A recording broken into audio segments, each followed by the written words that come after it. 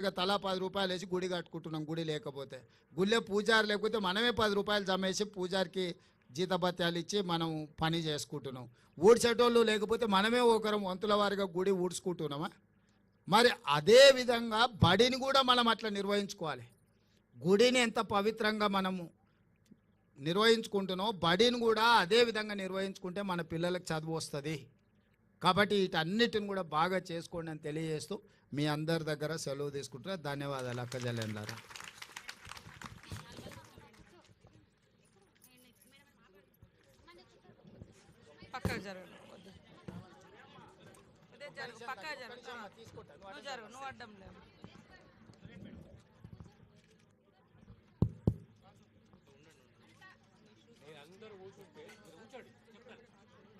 మీరందరూ కూర్చోండి అమ్మ, మీరందరూ కూర్చోండి. అది బాబు అది ఆ కెమెరా తీసి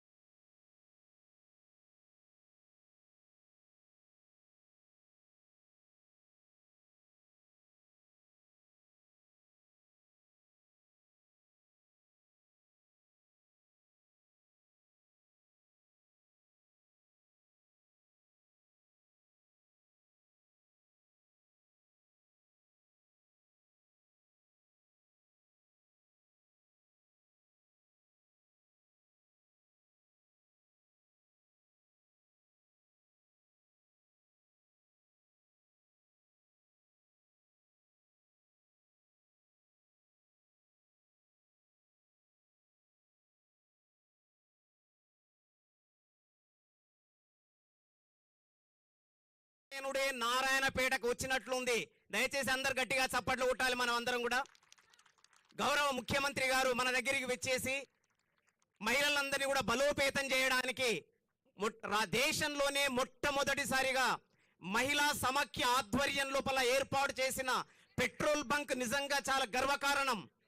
మరి ఇంత మనలందరినీ కూడా ఆశీర్వదించడం వచ్చినట్టుకి గౌరవ ముఖ్యమంత్రి గారికి ధన్యవాదాలు తెలియజేస్తున్నాం.